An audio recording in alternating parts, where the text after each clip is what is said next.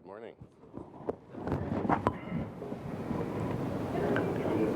Good morning, everyone. Good morning. So some familiar faces and some new faces to me. So we're an intimate group this morning. We want to keep things informal. Derrick and I have some things we're happy to share and welcome questions along the way. But because we're such a small, intimate group, we thought it might be nice for everyone to introduce themselves. So Shane, you want to start us off? Shane Brett, I'm the National Sales Manager for Cutter & Buck. Courtney Cullum, and I also work for Cutter & Buck. Leaf Cullum, GTA rep for Cutter & Bucks. Since Collins, I don't work for Cutter & Buck. Yes. I work with high school. Jennifer Kempton, I own a French promotion on Monday night. I'm Lynn Sage with Golf Trends doing this fund. Robert King, in the box, distributor. Excellent. Jack Hurst, trade sales and marketing. Morning. Susan Schilling, trade sales and marketing. Steve Flanagan, Jenny Mark Toronto. Mark Saying Conway, Complex. Great. Well, welcome everyone. We'll jump right in, and this is in part based on our experience, and we're happy to share that. And again, welcome questions along the way. So the topic today is doing business internationally. We're happy to be here on the 60th anniversary of PPPC, and hope it's been a good show for you so far. We'll keep moving along. So I'm going to introduce myself, Derrick will, when he jumps into his slides. Essentially, I'm representing the distributor perspective. So part of that for us is we're part of, I'm one of the principals of TPS Promotions and Incentives. We're part of two relatively unique groups, one North American based called PeerNet, where we have 16 partners in the US and one in Mexico, us being, of course, the Canadian partner. And then we also own part of a global promotions company called IGC Global Promotions. I've been on the board of that organization. It dates back to 1956. Essentially, we have 55 partners in 49 countries around the globe. And it's a fantastic organization where I've learned a tremendous amount about some of the assumptions that I've made that needed to be corrected, some of the opportunities and some of the challenges that come with looking to service clients globally. Sure. Thank you very much. Good morning, everybody. So my name is Derrick Milne. I'm the CEO of Trimark Sportswear Group. Some of you may know. We've been in business for about 40 years. And I've been involved for 20 years. My father was one of the original founders. And in fact, my first experience in the promotional products industry was actually in 1979. So I'm dating myself. Some of you may not even have been born then. But it was actually at a show in Europe. So even though Trimark was only 4 years old at the time, it was doing business in Holland. They were doing almost 25% of their business was in Holland, and I was backpacking through there, like many young students did at the time, or still do. And so I went to visit and saw my father in action at a trade show in Europe. And I think, how many years later, 16 years after that, I got involved with the business. And then in 2011, the majority of our shares were bought by Polyconcept, which is, many of you know, is a global company. So Polyconcept, we've said, is the world's leading supplier. I didn't realize we were going to have people here from New Wave Group, so I'll say one of the world's leading suppliers of promotional products. And we're actually selling in our propaganda, we say in over 100 countries, but I'm not sure about that because we sold off one division that did a lot of the international work. But we certainly are very active in North America. In Mexico, we have a partner. We're selling in virtually every European country, as well as Eastern Europe. We have a partner in South Africa, a partner in Australia, and we've just opened up partners in Dubai and Singapore. So we are doing business. That's on the selling side, and then of course on the purchasing or on the sourcing side, we're probably purchasing in 15 or 20 countries around the world. I'm actually going to show a slide on that in a minute. So we are quite international. One other thing, if you just flip back there, one thing I'm proud to say is that from an apparel perspective, we looked across the globe where all of the expertise resided, and there was potential to have apparel based in a number of different places, but ultimately we decided that here in Toronto would be the global center of excellence for all apparel. So all of the global apparel activities for Polyconcept are headquartered out of here, and I'm in charge of that. So why should you even come to this meeting? First of all, we're delighted that you're here. We know there's some competing events, both supplier events, and I think there's also a technology session as well. So thank you for coming. And I think you weren't here for the introductions, but I don't think anybody else here was from Alberta. Is that correct? So I think the first thing, and some of you have national responsibilities, some of you it sounds like are maybe more regional, but if you just use the analogy of what's going on in Canada right now, obviously for the last year or two, with the price of oil going from $150 to $30 a barrel, it's had huge impact on certain parts of our economy, in particular Alberta. So if you were a supplier in Alberta or are a supplier in Alberta, you know, it's been tough times for the last year or two, with declines of 30-40% being pretty typical. And if you're a national, if you're selling or have business nationally, you'll know that that's impacted your business, at least in that region. And so so one of the advantages of being outside of just your own territory is you have a bit of diversification. So within Canada, Alberta is somewhere around 15% or so of the economy. And then if you take a broader perspective and look internationally, where does Canada fit into the grand scheme of things? You can see there, it's on the right-hand side, it's a very tiny slice of the pie, about 1.4, 1.5%. So there's a huge opportunity outside of Canada. Obviously the US being the biggest market, but we also want to talk about going beyond North America. How many people in here have been to Shanghai? Okay, so this is a picture. The first time I was there was in 1984. This is looking from the Shanghai side across the river to Pudong. This is what it looked like in 1990. And this is what it looks like today, so 25 years later. So that is a city now, in its own right, the size of Chicago. If you saw Mission Impossible 3, that's where all those high wire acts were. But this is, I've been going to Asia pretty much every year for about the last 25 years, and I've been watching this incredible growth. So a city the size of Chicago, 8 million people, just on that side of the river, when 25 years ago there was not even a bridge going over there. So that's what's happening, and that's just one part of the world. Here is some slides showing the GDP from about 10 years ago, 2005, and where it's projected to be 10 years, or sorry, that's, 10 years from now. So I know it's a little hard to see, but the principle is that where the wealth has been created over the last 10 years is very different from where the wealth is going to be created over the next 10 years. And Aaron and I were talking about this as we were preparing for this, and I think you mentioned at the time when he was in China at one point, the number of cranes that were working on construction projects, there was more there than the rest of the world combined, and that was in China. China is actually, slowing down. It's other parts of the world now that are actually catching up. So you can see here, where the growth is going to be created is going to be outside of the traditional, the North America, and certainly outside of Europe. So why is this important to you? Well, even if you aren't directly involved in this, ultimately your customers, the end users, certainly if you're dealing with any of the large multinational companies, which I know many of you are, this is what they're thinking about. If you look at any of certainly the large global companies, where their profitability is coming from, a lot of it is outside of North America. That's certainly where the growth is. So this is just another perspective for us at Polyconcept. So this is in the last 5 years, kind of where we've been sourcing. Obviously a lot in China, some in Bangladesh, some in Cambodia. This is where the next 5 years are going to be.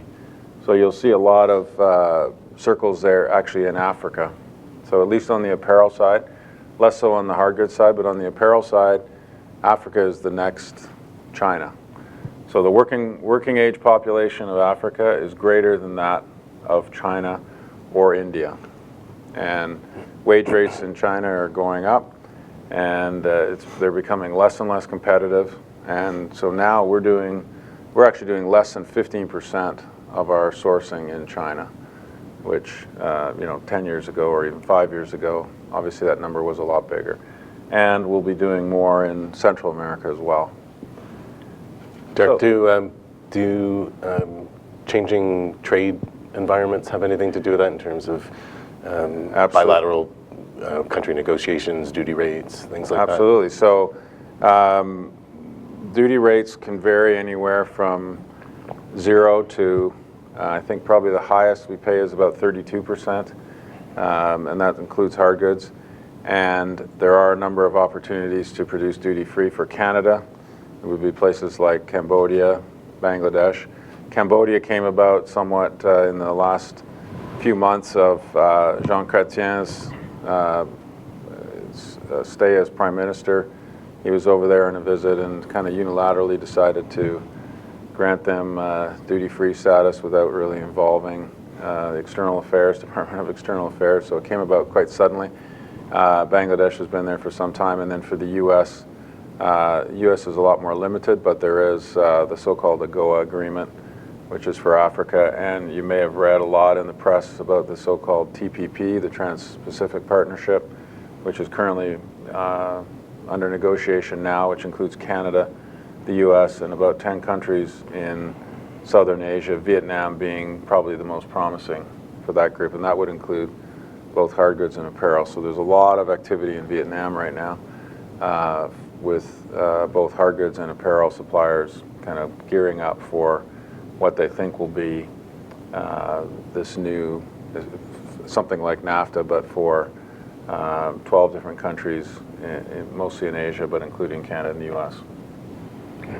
So that's a little bit sort of from a broad perspective on why there's an opportunity out there, why you should even be thinking about this. I'm going to hand it over to Aaron, who's going to talk a little bit more from the distributor side and also about the practical realities of doing business internationally. So I'm going to make some assumptions here, and they're fairly broad-based, so to the extent they apply, hopefully they'll be useful, but certainly feel free to challenge them.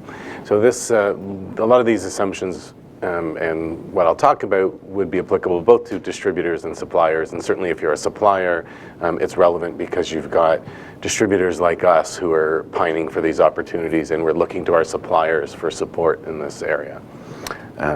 So one of the first assumptions I'm going to make is that you or your distributor clients have clients that operate internationally. Clients, especially multinational clients we see today, are looking to drive cost savings. Most likely with your relationships with those clients, you may see the opportunity to sell more. And you may, as I did initially, assume that it's easy to move goods across borders outside of North America.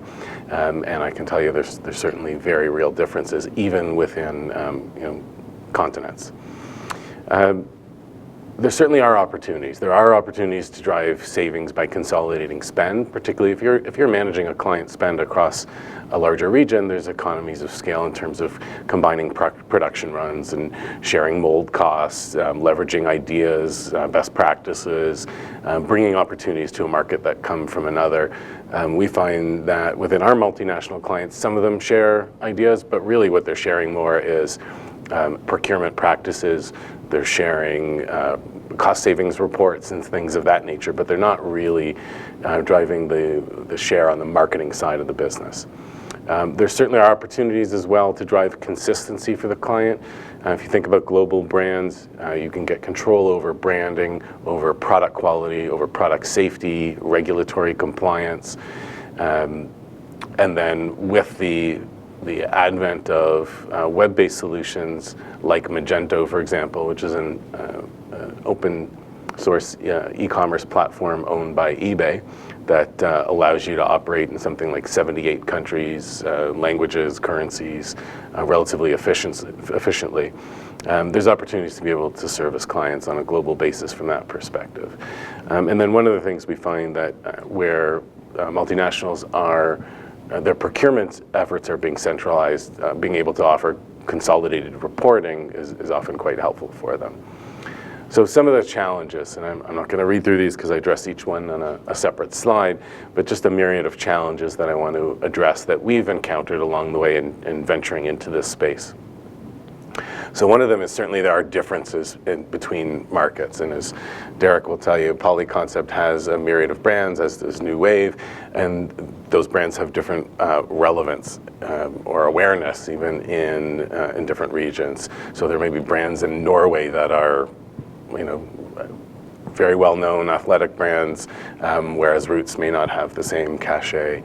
Certainly there's difference in popular culture, where in India it's cricket, and in our world it tends to be things like hockey. The gifting culture is very different in different regions.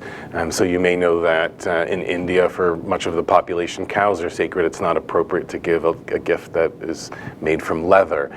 In China, gifting a clock is a sign of death. So things that we take for granted, working in these regions, you need to be aware that there are different cultural nuances. Climate, of course, differs. So a toque may not be relevant in much of Central America, and if it was, they'd call it a beanie. So small differences, but differences. And climate also creates seasonality differences and opportunities. So one of our clients has a division that mirrors their Canadian ice cream division in Australia. They work very well together because the seasonality is opposite. So whatever they do, 4 or 5 months in advance of what's being done in Canada, we have a line of sight to that, and vice versa. The retail environment and channels of distribution can be very different. That's particularly important when it comes to retail brands. Obviously, in our industry in North America, we've seen much greater access to retail brands. Not only access, but availability of inventory, and folks in the room can discuss that in more detail.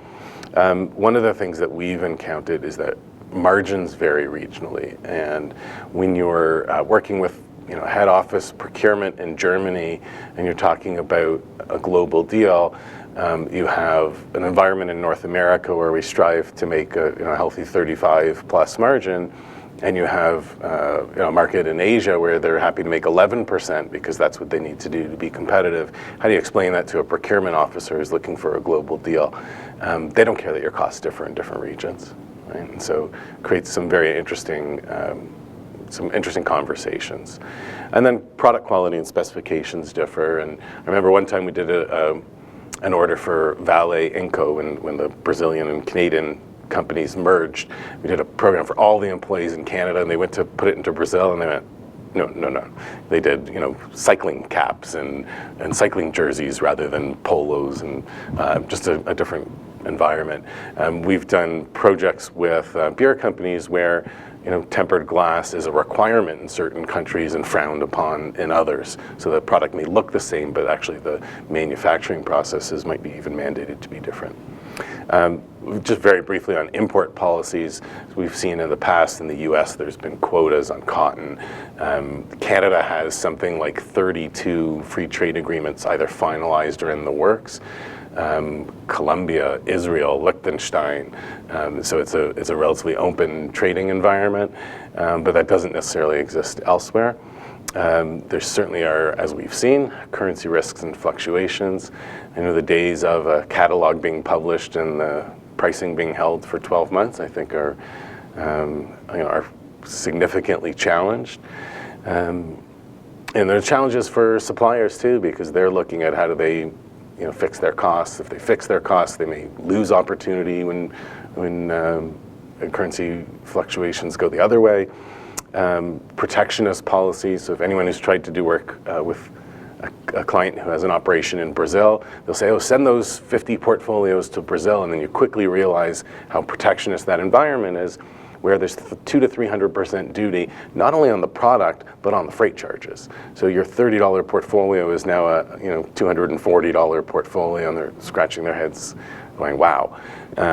It also creates a difficult environment when you're operating within Brazil because it's tremendously challenging to import. So you're looking at your domestic supply chain within Brazil quite differently. Obviously, there can be different regulatory requirements. We know just from bringing in products with seeds into Canada, you need certain certificates that may or may not, those restrictions may or may not exist in other countries. And so it's challenging to be aware of all of those kinds of differences country by country.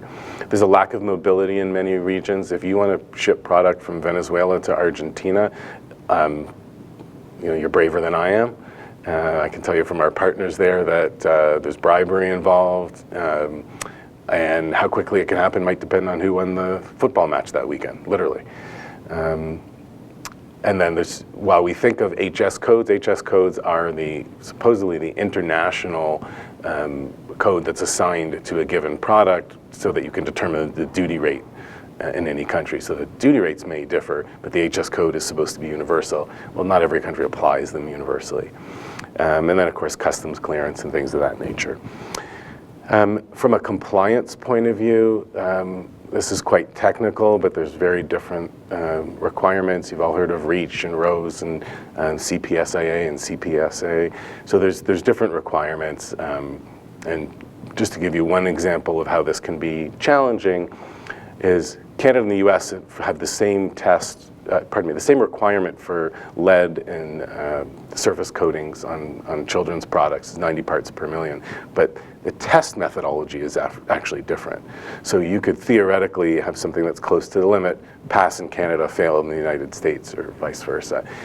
So there's a level of complexity that gets very challenged when you get into different adoptions of standards and things of that nature. Obviously, in the United States, there's traceability requirements for children's products. That is a very real challenge in terms of defining what is a children's product, what is not. Just to share with you, we had a project where we purchased from an ASI supplier a dog toy, and it failed testing. They challenged our test results, and we said, well, we've tested it to a children's product. And they said, but it's not a children's product. I said, I want to know who's going to play with the dog with that toy. It's a rope toy. Like, is it someone 12 years or under? It's a children's toy. And so suppliers have challenges, we have challenges, but that becomes even more complex when you're working internationally. And then, of course, packaging. For example, in Canada, we have the textile labeling regulations, we have packaging regulations, and then social compliance standards differ country by country as well.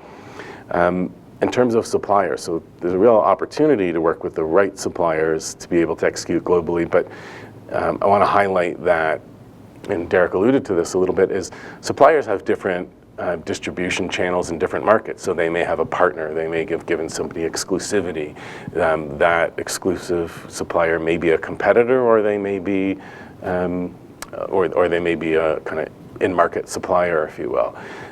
Licensing agreements differ. So while a supplier may have a certain brand in certain regions, they may not. It may be a different licensee in other regions. So while you're trying to sell that product to a client globally, because there's different licensing arrangements and different market conditions, it might not be the same product in each market. It might not be the same pricing structure. The quality may differ. And so it's just more to manage. Not impossible, and you work with the right suppliers, it can happen, but it is more work than, oh, it's in the North American catalog, therefore I can sell it everywhere.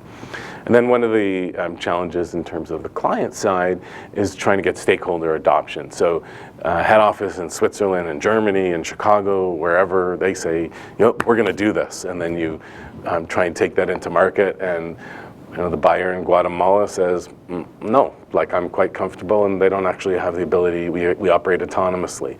And so I find as a distributor, introducing those projects in market, really need to be aware that the span of control in each market differs.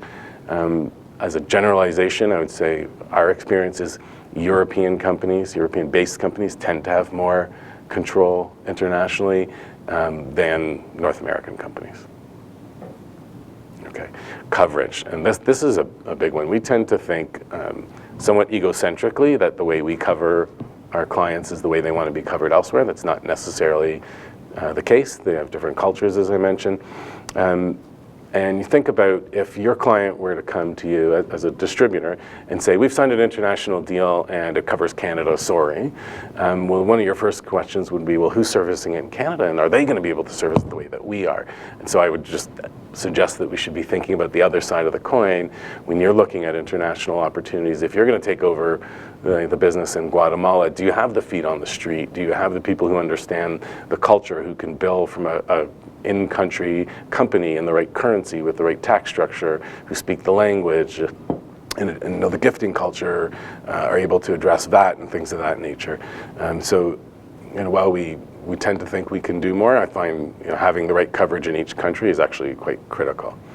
And so with that in mind, one of the questions, if you're looking to service clients internationally, is how do you do so? Do you partner?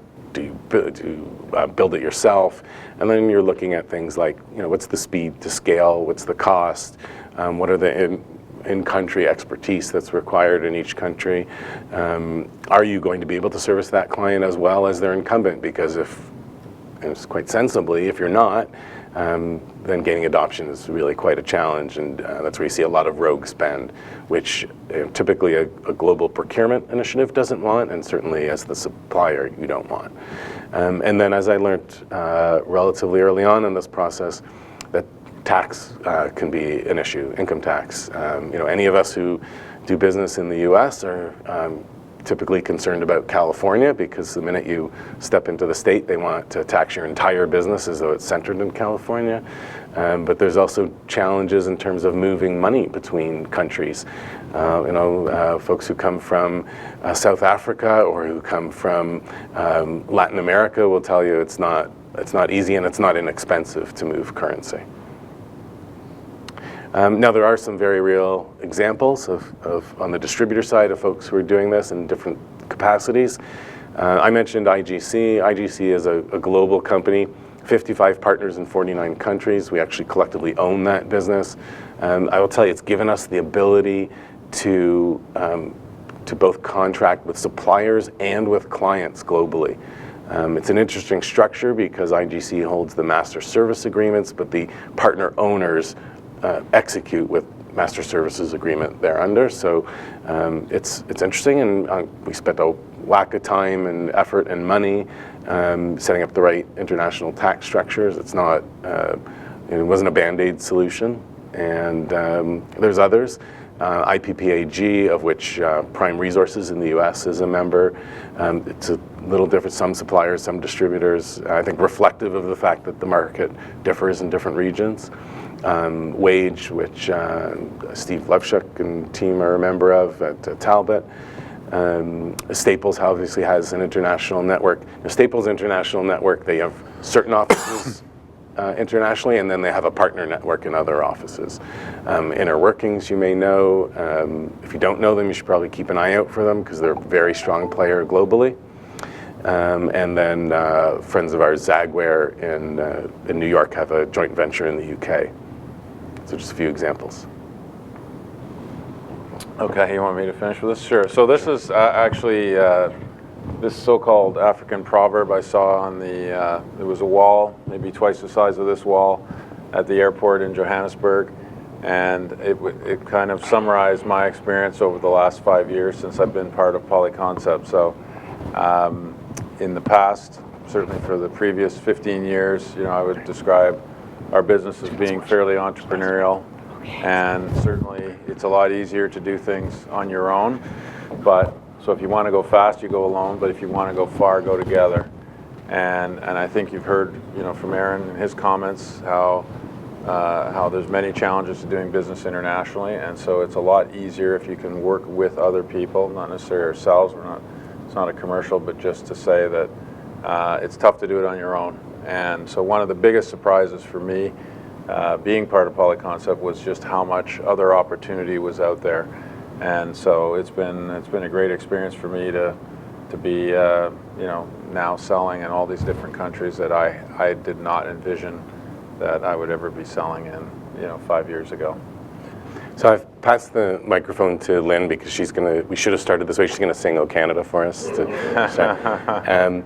But please, been up here chattering away. We'd love to have a dialogue. So any questions, any experiences? I know certainly Rowan from Headwear, Australian-based company who has operations globally. I'd love to hear from other distributors who have experience, or from New Wave in terms of comments that we may have missed, or comments that may have hit home.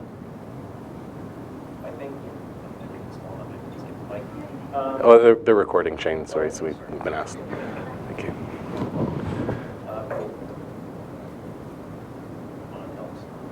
I think you did a great job of outlining the complexities that are involved in dealing internationally, and there's obviously huge opportunities there, and there's a lot of things to sort of scare people away from the opportunities. From my point of view, we always like to try and make business as easy as possible. So really, my question to our customers in the room would be, what is kind of the number one thing that you'd want to see from us when dealing on a global scale with these types of international orders? Well, I'll answer it from my perspective.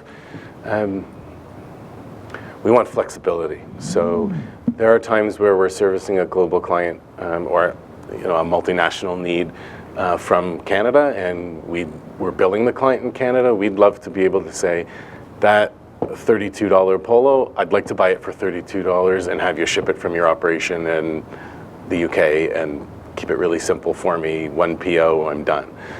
There are other times where if you have an operation in the UK and it's our UK partner who's involved in servicing that business, we'd love to be able to say, I'm going to issue one PO from Canada and one PO from the UK, and sometimes that means, well, we might have a commercial relationship and we don't have a commercial relationship in the UK, facilitating that quickly so that we can execute seamlessly for our client without significant delay. Thanks. I guess it's a case-by-case scenario where you're partnering up with one of the partners versus trying to ship it yourself. Do you ever try to ship yourself from Canada? Does that become sort of cost ineffective? Our approach is always customer-centric, so it really depends on the client requirement. So we do work with a bunch of law firms, and a number of them have offices in Dubai. Okay, so as they've opened their offices in Dubai, we often get, oh, can you ship this to Dubai? And what we typically say, first of all, we prefer not to ship from North America unless there's no solid supply chain in country, or it's a couple of units. So what we would typically say to a client is, so we have a partner in Dubai, and that's how we're going to execute through that partner. If your team in Dubai would like to work with them, then let me introduce you to Marcel, and clean hands, they'll take wonderful care of you. We're happy to pass on brand standards. We're happy to show them what we're doing here. On the other hand, if Bill in Mississauga wants to be the guy who's managing it and he wants us to bill in Canadian dollars and service from here, then I basically look at my partner in Dubai as our supplier. Okay, so follow-up question. If you hand off the order to your partner, do you just say, here you go? Is there a referral fee? Is there a... Good questions. So a couple of things. First of all, within IGC, it is not a, and I can only speak from my experience, it's not a loose, I have a partner. These are people who we see multiple times a year. We have KPIs in place. We do consolidated reporting across the organization. And with the KPIs, the idea obviously is to manage service levels to a certain standard. Am I more comfortable referring a client to our partner in Dubai than our partner in, can't think of anywhere negative, but another country? Sure. The organization, as the axiom goes, is really as strong as its weakest link when you're executing globally, but on a country by country, opportunity by opportunity basis, that's fairly easy to manage. Our model is, just to be quite transparent, our model is essentially, there's no referral fee in that instance. So, the IGC model does not work perfectly if your goal is global domination. The goal for us is to be able to service our clients better and to, be able to maintain those relationships, particularly as we've seen, all the pharmaceutical companies, a lot of the CPGs, they're moving their procurement to a global scale. And so we feel if we don't have that reach, we're going to lose some of those opportunities. And I'll tell you, we have lost business to the inner workings of the world where they say, sometimes the North American initiative is, a mandate from Germany that, boom. I mean, we've worked with Sanofi Aventis, the vaccine side of Sanofi, for I think 18 years, and we got 2 or 3 months notice that a deal was signed globally. North America wasn't even considered in the initiative. It was just a rollout. So, to be involved in those global deals, you need to have global client conversations, and so we felt that was important. One of my earlier conversations, we used to, we no longer do, work for BlackBerry, and when we first brought on a global deal there, I remember saying they were having some very real challenges, in Brazil, and I remember saying to our partner, okay, so this could be $1 million, like, what kind of referral fee? And his comment, quite frankly, was, look, if it's tens of thousands of dollars, it's my pleasure. If it's thousands of dollars, I'll pay for your hotel in Hong Kong. Like, it's because I have to have a certain agreement, I need a certain type of lawyer involved, I need to register with the government, I need to pay, there's withholding taxes and so forth. He's like, unless we're talking, $40,000, $50,000 plus, I'll say no to the business, basically is what he was saying. So we decided that the model on kind of individual partnership type programs was simply we're there to support each other and protect our own domain by having that global reach. And then when we roll out global programs, which, I say global, but they tend to be more, we do L'Oreal in 14 countries in Europe, and we do this in APAC and Europe. So they're kind of usually pockets, not usually truly global, is we pay a rebate back, or a service fee, if you will, back to our head office, and that's what funds the organization. But our approach to it is that it's really about being able to do more globally and collectively, and benefiting from the in-market opportunities that result from that.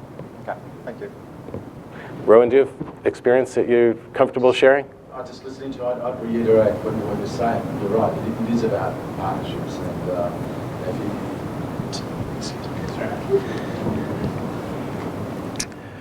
certainly in our experience, as a group, we have a group of partners. We're under the one banner, and I mean, often in dealing with the United States, we'll pass all our leads to the United States office. They'll handle it, and we know they'll handle it the way that we would do it in Canada. And likewise in Australia or New Zealand, it does work, and the strength of your partnership is everything. It really is everything. And Rowan, how often are there opportunities where, for clients, you're shipping from China to different regions? We would deal with that every month. Yeah, it'd be a regular basis. It amazes me the reach of the distributors. Is that increasing? Is that an increasing trend? Definitely, it's definitely. And these are Canadian customers doing business internationally? Sure, and coming back the other way too. I mean, we'll have leads from Germany. We'll have leads from all around the world. For example, that'll be wanting to bring goods into Canada. So it's a two-way street, and you've got to have that strength of partnership to be able to manage it from our standpoint. And it was interesting you were talking about whether or not you get a fee for your work, and it's very important, I believe, to focus on the market that you're in. And if you can stick with that, there's and still be able to enjoy the benefits of that global reach, well, you can't look back. It's as strong as you get. Yeah, and when we have the conversation about partner versus build, I think that in part depends on how much you want to benefit from that market and how you want to scale. So Polyconcept has a very significant operation in Poland that services much of Europe. I'm imagining that's a very significant investment, but for reasons I've chosen to partner in other regions. Right, yeah, well, I think, so North America, Canada, the US, we obviously do it ourselves. Europe, we've had a long history there, and we decided to centralize. It was very decentralized. It's now very centralized. And in Poland, which for a variety of reasons, both rent and labor, is ideal for distribution. So we have actually the best warehouse facility and decoration facility that we have anywhere in the world is now in Poland. And that services all of Europe and plus all of the former Eastern Bloc countries where there's significant amount of business being done now. So, but other countries, you know, in Africa, for example, or Australia, you know, we've chosen to work with kind of a master distributor or master supplier, I guess you'd call it, because they sell to the distributors that are there locally. Great. Jack, please. Thanks. So, Aaron, how do you handle there may be a friction between a distributor sourcing in China and suppliers that maybe see that, or any offshore country? So I can think of a few times where we've seen conflict, and if this does not address the question, please let me know. So our partner in, I'm trying to remember if they're in Norway, does a global program for Statoil, which is like a top 30 oil company in the world. And some of the product they've sourced from Norwegian-based companies or companies in the region. And so one of the brands that's very active in the program is Contigo. Well, you know, they came to us, great news, we have a direct relationship with Contigo and we're distributing and blah, blah, blah. And then you can imagine the partners in North America getting bent out of shape, our suppliers, you know, ETS in the US, there's a few in Canada, going, hey, like, you know, what about our agreement? And so, quite honestly, I think the challenges sometimes come from the lack of consistency or even thoughtfulness of how our suppliers have dealt with it. It's a challenge for them because you're not necessarily dealing with the global CEOs. We're fortunate to have here today. And sometimes you're dealing with a sales manager for a region who's really eager to make that deal and doesn't necessarily have the foresight or care to think about how it's going to impact other markets. So those have been some of the challenges along the way. Certainly there are times also where we'll say, we want to do this, we want to roll it out through Polyconcept because they have a global operation, and our partner in a given market might say, you know what, we don't like our rep there, or they're too expensive in our market. And so we really have to look at what's the objective, how to best meet it. You want to respect your partners, but it does create challenges that we have different partners in different markets. It's not a simple path often. It never is. And when you're talking, say, nationally in Canada, and you've got a supplier who, hey, that should be my business, and you're saying, well, gee, that's like we have to compete, and we're going against like the obvious friction that would exist from any of the Canadian-based suppliers. Yeah, I mean, fundamentally, my belief is that you earn business where you add value, right? And so, hopefully your supply chain is set up to do that, and we have a supply chain that different channels of supply that address different opportunities. I'll tell you, as a distributor, there are certain import products that we do. We're absolutely respectful of intellectual property, so never see a leads item with a TPS label on it. But if it's a commodity item and it's 500,000 pieces and it's going to be one on nickels or pennies, there are times where we will direct import. It's not our preference. We would prefer to do it through our domestic supply partners, but it's not a simple world out there. I'd be curious to hear from our Cutter & Buck folks here. Do you, as New Wave, or as your parent company, New Wave, how do you manage globally in terms of your brands? I know, for example, following the acquisition by New Wave, you've introduced, I think, Kraft and Clique in North America, but I know there's other brands, I think, like Harvest and so on. And vice versa, how strong is Cutter & Buck in Europe now as a result of that acquisition? There are definitely regional differences. I would really say it's a bit of a hybrid for us. In some countries, there's own businesses. Other countries, it's licensed. Everybody really works as a, it's a partner network for us, and we kind of have everybody works for the greater good.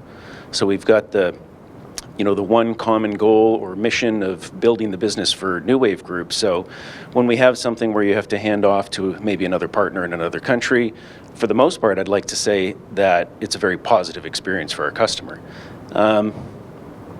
What we like to really do is take a look at each brand and apply it to the market where the biggest opportunity exists. So as you said, we've introduced Click, we've introduced Craft here in North America, and those brands are certainly taking hold in specific markets, but a brand like Craft, which is just ingrained in Norway, Sweden, Finland, really takes some time to kind of gain that same traction in North America. I mean, we're up against some heavy hitters like Patagonia and North Face, that brands that people recognize and have known for many, many years. So it's really kind of a slow, steady approach, very strategic kind of focus when we're launching new brands into new markets. Ideally, we'd obviously like to have those brands represented globally. Our focus is certainly on owning our own businesses, owning our own operations in each country, and we've really started to make the move in that direction as we did here in Canada. Obviously, we believe in putting a stake in the ground and really investing in resources to support that business, and anywhere where we've done that, we've seen very good returns. So I would add, as a customer, that's made it easier for us to do business together, primarily because the product selection, the SKU range has been unified across North America. And that's exactly what we're looking for. We're looking for that unity of product. And when you look at really the core definition of brand, it's having that one consistent, clear message that's carried throughout all the markets. And as Aaron said, it's been a huge benefit to our business in North America. So now we're taking that model and starting to roll it out into Europe. Again, Eastern Europe is a very big market for us now. South Africa, Australia, things like that. So does that answer your question? Yes, yeah, great. Thank So you. I want to add a comment as a distributor who dabbles in this space from time to time, where we've got these global opportunities. My challenge for the suppliers in the room is how can you make it, and Shane, to one of your earlier comments, how can you make it easier for us? So for example, we had a client recently who said, I'm looking for something, I need to deliver this project in Singapore. And Polyconcept had just signed their agreement. Now, we're fortunate in Canada that we have access and to top relationships often. But I need to go to Derrick or a Dave Nicholson or somebody like that at a PCNA in order to figure out how to do that, and it's never easy. It's never easy. It's I'll get back to you. I need to figure out who it is. I'll make the introduction. Then we're dealing with different time zones, and in that particular instance, even though Polyconcept had the relationship, it was cumbersome. And so for me, the challenge is, as a supplier, when we call and say we've got an opportunity here, we would love the suppliers to be able to not necessarily say, well, here's the price sheet and here's the whatever, but at a minimum, here's who you contact, and they are set up to handle your requirement. And not to have to, I would say, the better you could filter that down into your sales organization, who are focused on their Canadian or their North American targets, but having them educated to be able to filter that information or relay that information rather than having to go up to the top, I think would benefit the suppliers. So I'll just comment on that. So first of all, the reason why we have a partner in Singapore, or the reason why we have an office in Poland and so on, the primary mission is not to service a Canadian client, their mission is to service clients in Singapore and so on. So, but we recognize that your need is different from what they're trying to do. So, we created a division called PCIM, Polyconcept International Markets, which is responsible for what I would call the local, the indigenous business in each of those countries that they're dealing with. And originally, they were set up to deal with those kind of requests, but the very same experience that you just described, because they're, it's like, well, who's this guy calling from Canada? And, I've got my people down the street that I've been dealing with for the last 10 years that are calling me up, and I've got all these other pressing issues. So we've actually just decided in the last probably 6 months that any of those kind of local, originated locally requests, that they would be kind of primarily managed, wherever the customer is or wherever the client is. So that what should happen is that should all happen internally, so you would just be dealing with Jeff or someone and rather than passing you over to somebody that you've never met and they don't really know who you are. And Sure. So it's not easy. Right. I mean, it comes back to being easy to do business with. And as a distributor, whether it's a compliance-related requirement or I need to deliver 50 awards in Singapore, we recognize that sometimes these requirements are a pain for suppliers, but they're important and help build our relationship from a distributor point of view. Yes. Great. Any other questions or comments? How many of you deal with end users that have requirements or have had to deal with end users that have requirements outside of Canada or the U.S.? And how have you gone about it? Was it successful in the end, or? Most of the time, it's simple stuff. Ship awards, 10, 20 awards. So it's not on a major scale. Right. So it's more one-off type. Yeah. Okay, Jack? Yeah, that's basically about the same too. We've had a couple of issues that we've been able to ship directly from a factory or supplier to the end user.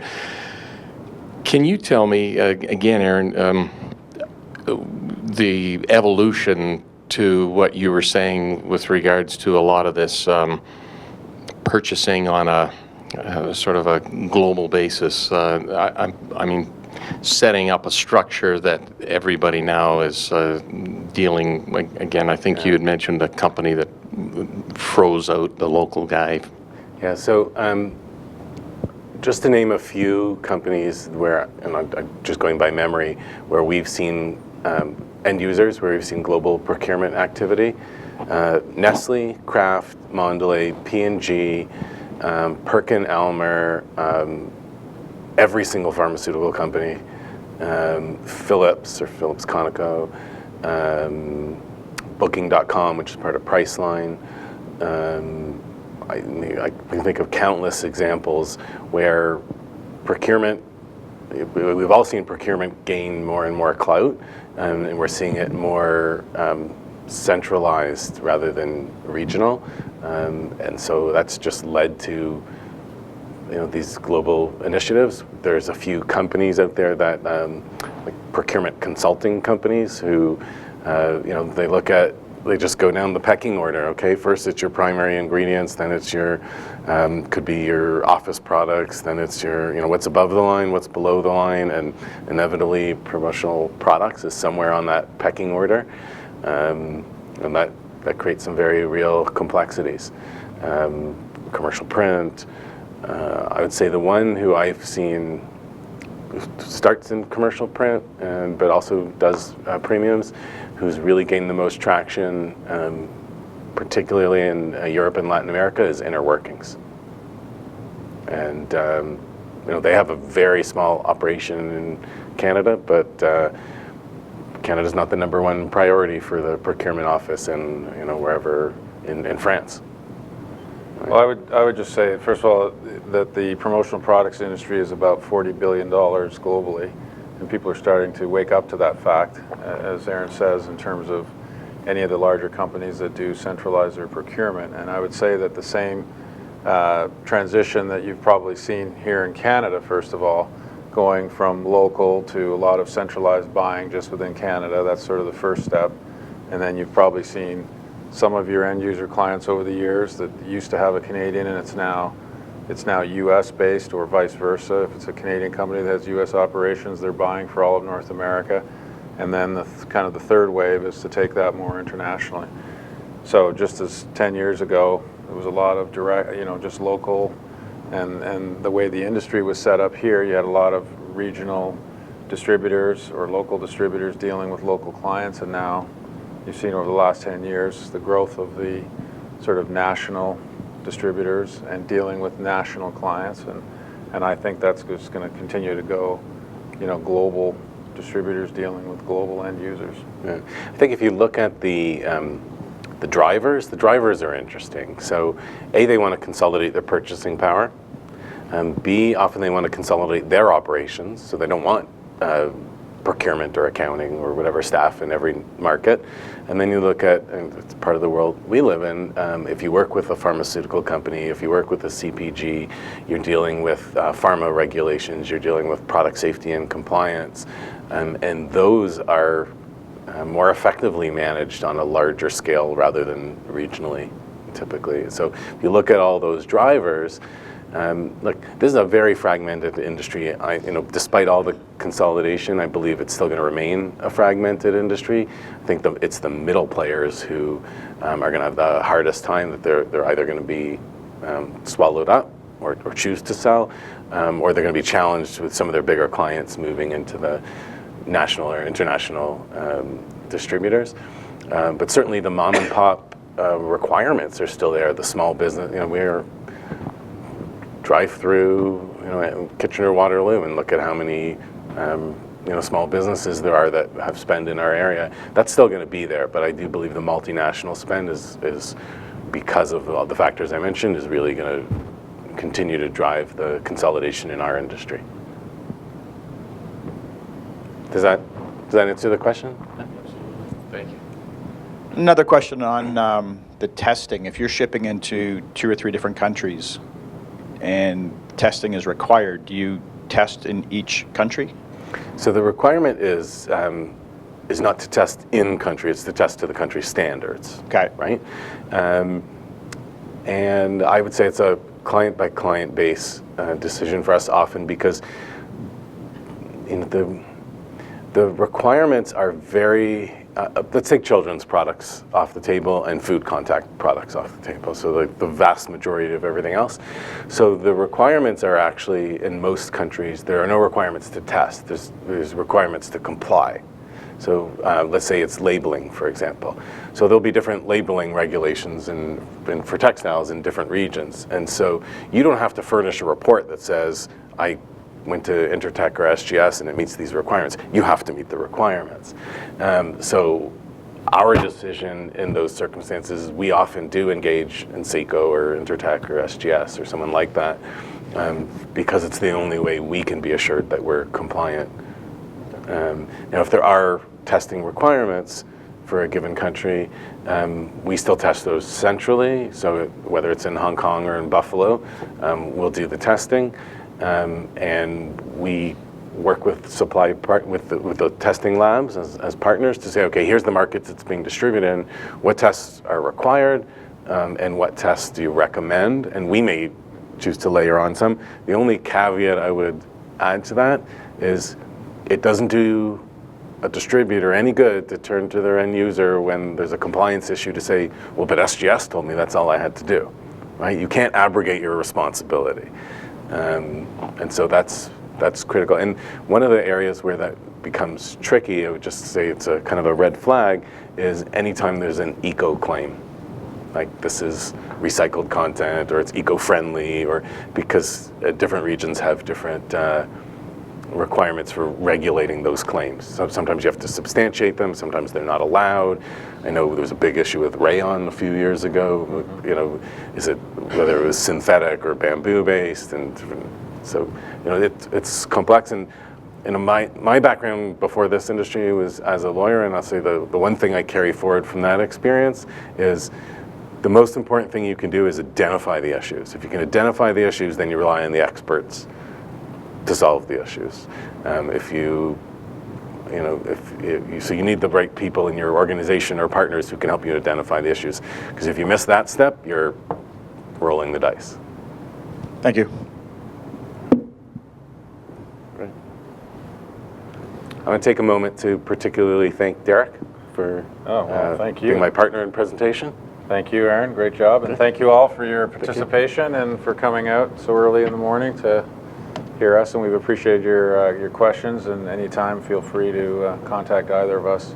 Thank If you have any follow-up questions. I will send the presentation to PPPC, so there's some references in there. And if anyone has any questions, or please reach out to me anytime. We're pretty accessible folk, and we like having interesting conversations.